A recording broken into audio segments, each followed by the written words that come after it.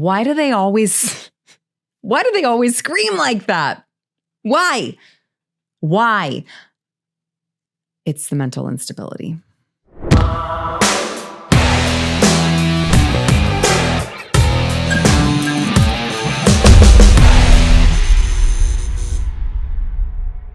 Welcome to Come and Take It. Happy Tuesday. I am Sara Gonzales, and wow, is the world on fire or what? Unless you're living under a rock, you have seen all of the anti-Israel protests popping up across the country. And, you know, I guess we can use the term peaceful protest loosely because they always use the term, this was just a peaceful protest. Mostly a protest. It is not generally speaking unruly, but fires have been started. But as it turns out, there's, these people are getting arrested all across the country because they are breaking either the law or campus policy and not moving when the campus is telling them not to. So we've got all these campuses across the country, okay? It started with all of the Ivy League schools. So people are sending their children to, $80,000 a year schools, Columbia, Harvard, places like that, so that they can go get arrested at some dumb anti-Israel protest. I would not say that's money well spent, but, NYU was one of the schools where all of these dumb college kids were gathering to protest, and people were like, reporters were going over there asking, hey, what are you here protesting? And the college students were like, I don't actually know if my college has done anything wrong. I was just told to come show support, so that's what I'm doing. So that's the caliber of people that we're dealing with. But as all of those things are happening, all these anti-Israel protests are happening all across college campuses across the nation, it crept into Texas. Yes, it always does. Of course, it was Austin that the big problems arose, which, I always say we don't really claim Austin. I like to think of it as kind of like an island because they've kind of gone off the deep end. But so these peaceful protests, which again, they always call them, they're not. They always call them that. These protests took place at the University of Texas in Austin. And, things went a little bit differently than all of the other parts of the country, all of these very woke schools, which I'm not saying Austin and the University of Texas is not woke, but it just hits a little bit differently here in the state of Texas. And I want to tell you the real story that seemingly no one in the mainstream media is bothering to tell you. So you've got all of these talking heads watching all of these clips out of context from the University of Texas campus where police came in and arrested a bunch of protesters. And you've got all of these talking heads saying like, oh my God, this is disastrous. This is terrible. Free speech died today in Texas. And it's just not true. It's just not true. And so I'm going to show you with receipts, as the kids say, why this university was completely within its legal right to disperse these people with, of course, the context that the mainstream media doesn't want to give you. They want you to be angry at the fact that the University of Texas clamped down on this. They want you to think that they were violating students' free speech. It's not true. So I'll show you that. Okay, so here's what you saw on social media that day. There was a pro-Palestinian protest on campus, and from social media, here's what it looked like. They had the protest. All of a sudden, the Texas Department of Public Safety just came in, marched in there with their riot gear, and just ready to go, ready to rumble. And I want to show you guys, for those of you who missed it, here is some of what that looked like.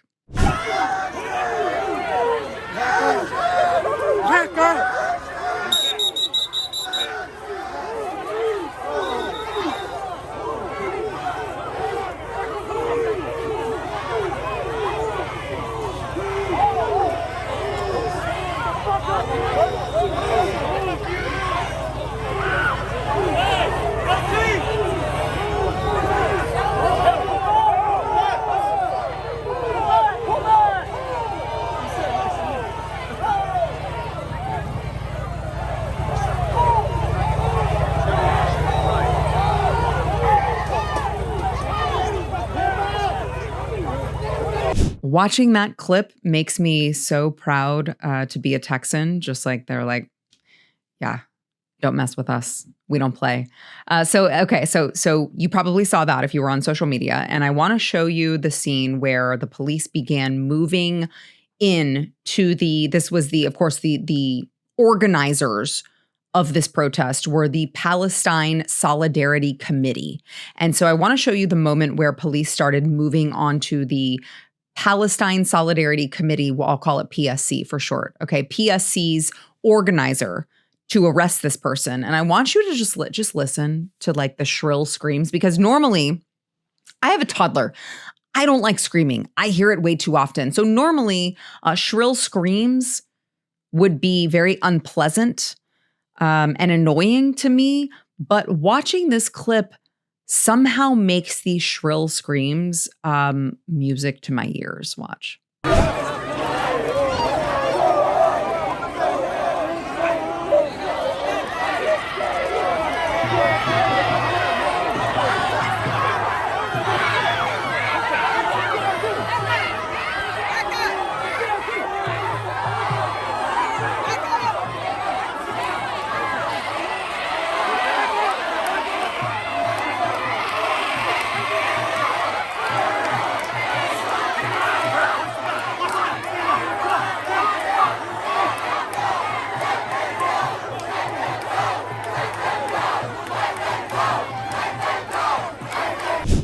Why do they always scream like that? A fascist! Why? It's a fascist! Why? Maybe we can have the conversation about It's the mental dismantling instability. the two-party system. That's right. So one more video I want to play for you guys, just to kind of set the scene of what people are talking about, what people are saying about what happened at the University of Texas. One more video that you may have seen and thought to yourself, oof, that does not look good for free speech on the UT campus. It was this moment where this Fox, I think he worked for Fox, this cameraman was thrown to the ground by police. Watch.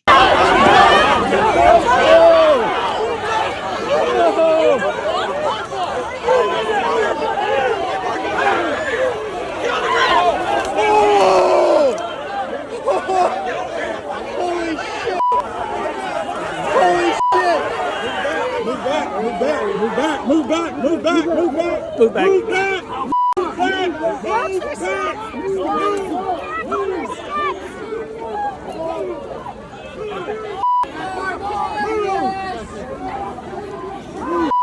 Looks bad at first glance, sure. But when you watch again, you will watch the cameraman. Watch him the entire time, okay? On the left side of the screen, you can see him approach police and rush them. And then he jams his camera into one of their backs. Like he's clearly instigating something. He is being the aggressor, jamming his camera into one of their backs. And that was the moment that he was thrown to the ground and arrested. Hey, buddy, play stupid games. Win stupid prizes. That's going to be the ongoing moral of the story here on this episode of Come and Take It. Play stupid games, win stupid prizes. All right. So now that I've kind of set the stage for what people are watching, what people are seeing take place, and they're going, hold on a second. This wasn't a problem until the police showed up. All of the protesters were completely peaceful until the police showed up, and they were the aggressors. Not so. So here's what you don't know, likely. The PSC, Palestine Solidarity Committee, had actually already been told by the university the day before that they were not allowed to have this event in a letter because they planned to break the rules. This was very, very clearly spelled out for this committee, for this organization from the university. They wrote them a letter. This is dated April 23rd, 2024. It says, of course, I'm going to scan through some of it, but UT at Austin must first and foremost act to protect our educational mission, allowing the activities and operations that support our mission to proceed. At the same time, we are steadfast in our support of free speech. It goes on, the Palestine Solidarity Committee student organizations event Popular University for Gaza, which is planned for tomorrow, has declared intent to violate our policies and rules and disrupt our campus operations. Such disruptions are never allowed and especially damaging while our students prepare for the end of the semester and final exams. For this reason, the event may not proceed as planned. Simply put, the University of Texas at Austin will not allow this campus to be, quote, taken, end quote, and protesters to derail our mission in ways that groups affiliated with your national organization have accomplished elsewhere. This part is bolded. All right, this is the most important part. If you didn't listen to anything else, PSC, listen to the part that is bolded. Please be advised that you are not permitted to hold your event on the university campus. Any attempt to do so will subject your organization and its attending members to discipline, including suspension under the institutional rules. Individuals not affiliated with the university and attempting to attend this event will be directed to leave campus. Refusal to comply may result in arrest. Now, I want to point out two footnotes that the university included. The university included two Instagram posts that this particular organization posted. Number one was posted several days prior, April 21st, which said, "We are all SJP. Our universities have chosen profit and reputation over the lives of people of Palestine and our will as students. The supposed power of our administrators is nothing compared to the strength of the united student, staff, and faculty committing to realizing justice and upholding Palestinian liberation on campus. In the footsteps of our comrades at Rutgers, New Brunswick, SJP, Tufts, SJP, and Columbia, SJP, we will take back our university and force our administration to divest for the people of Gaza." So this was clearly a post that specifically said, we are following in the footsteps of our comrades. It literally says our comrades, in case you were wondering who the brown shirts are comrades of Columbia. Well, we saw what happened at Columbia. They formed these illegal encampments, and the police had to come and arrest a bunch of them because they refused to comply with the campus's policy. So these people are telling on themselves that they plan to break the rules. They plan to go against the policies. Okay, they're posting it all for the world to see. And UT Austin is like, yeah, you're not allowed to do this. And you've already told us. You're telling on yourselves because clearly you've learned nothing from our higher education system. You're telling on yourselves, and we're not going to allow you to do this. There was one more that they added. Okay. UT Austin, this was the PSC Instagram post a couple days later. It says that this is a post, a graphic that says they're going to reclaim our space. On Wednesday, April 24th, classes canceled. Meet at Greg Plaza, march to occupy the lawn, bring blankets, food, face masks, and energy. This says from UT Austin. Our campus has a long history of peaceful student protests and free speech and expression. If you are interested in organizing an event that adheres to our university policies and rules, we are happy to connect you to a staff member, et cetera, et cetera, et cetera. So it is not allowed to wear face masks in these protests. It's actually a violation of one of their rules at UT Austin. So these people are so dumb, they're telling on themselves on Instagram, we do not plan to follow the university's rules for these free speech protests that they have allowed us to do. We're not planning on following their rules. We're going to occupy the lawn with face masks. These administrators aren't going to be able to tell who we are. So if we commit crimes, they're not going to know because we're telling you to wear face masks. That's not allowed. It's not allowed to take over the space and form encampments and camp there. And by the way, I just can't even imagine how badly it must smell in those gross encampments of all these college students who just camp out there outside, even though they have a perfectly fine dormitory, as if they're going to be doing something. Like what are you going to do? You're going to change the tide in Israel and Gaza? You're going to make a difference by camping out and not showering on your college campus lawn? Give me a break.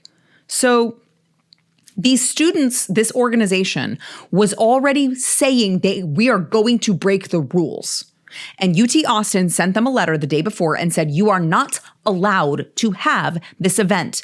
Period. We see that you're trying to break the rules. We appreciate free speech, which, by the way, I'm pretty sure that the UT Austin, the university, already has had like 13 pro-Palestinian protests that have gone off fine. The cops have not been called. No one's been arrested. There was no incident because they followed the rules and they were not the aggressor in that manner. But that was not the case with this one. This is how it works, okay? I feel like with college kids, you have to talk to them how you would talk to your toddlers. This is how it works, children, okay? You apparently have not had parents who have taught you this. You do not make the rules. I am the boss and I set the rules. Here they are, okay? Let me lay them out for you. I literally had this conversation with my toddler earlier today. If you break the rules, there will be consequences. Oh, you broke the rules. Now you have consequences. You were warned, okay? And you made your choice. Stop crying about it. You weren't mistreated. You're not a victim. Shut up, you petulant child. Play stupid games. Win stupid prizes. Welcome to Texas, by the way. So, spoiler alert, this is how that went. The Palestine Solidarity Committee group is now suspended from campus. Again, you're going to hear this many times. This podcast episode, play stupid games, win stupid prizes. You were literally warned in the letter. Any attempt to do so will subject your organization and its attending members to discipline, including suspension under the institutional rules. You were warned, toddlers. So they're suspended. Moment of silence for PSC. Okay, that's enough. Hold on, let me...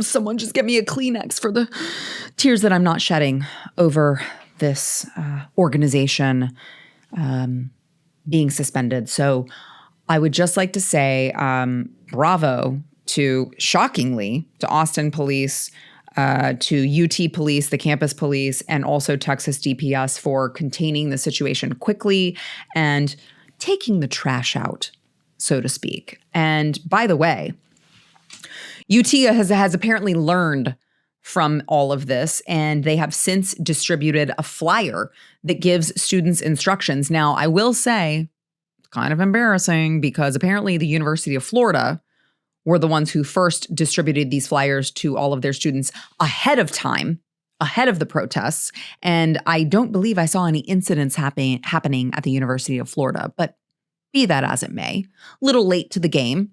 UT distributed these flyers that give students these instructions moving forward, okay?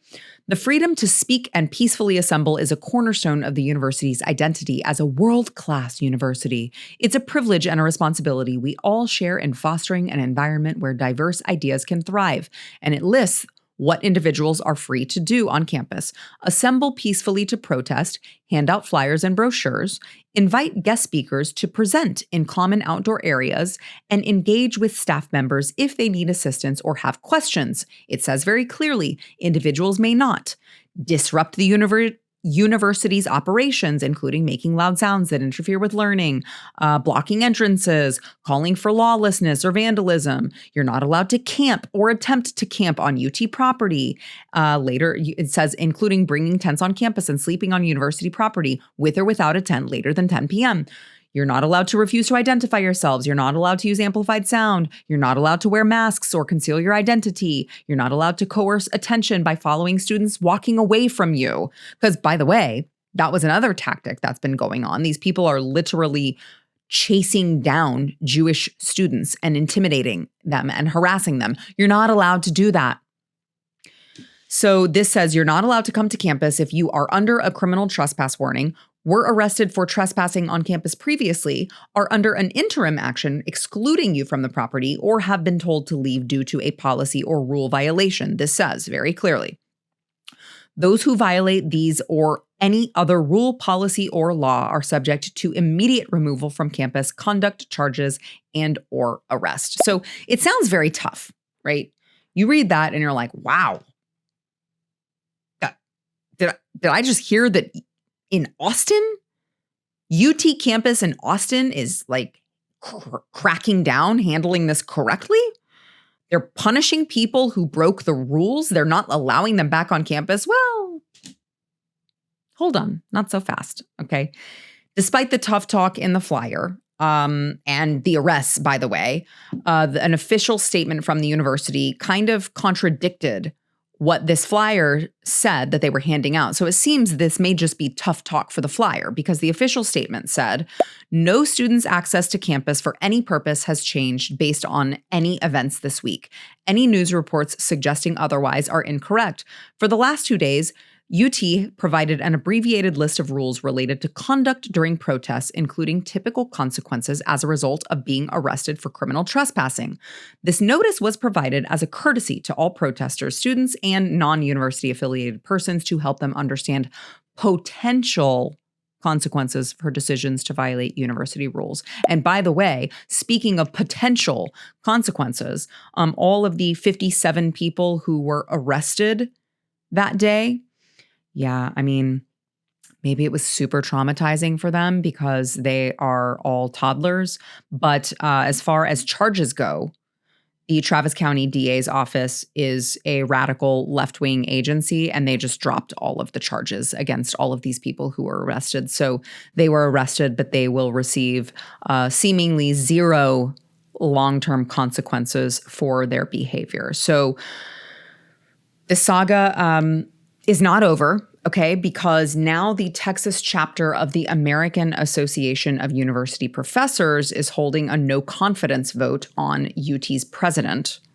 And they released this public statement that it was just, I mean, you read some of these statements from these professors and you're like, where are the adults in the room? Because it seems like the children are being taught by children themselves. The blind are leading the blind. The inmates are running the asylum. Where are the adults in the room? I can't find them anywhere. So they released this statement that said, instead of allowing our students to go ahead with their peaceful planned action, our leaders turned our campus into a militarized zone. Shut up. No business as usual tomorrow. No class, no grading, no assignments. So let me give the administrators at UT a little bit of advice. Here's how you handle that.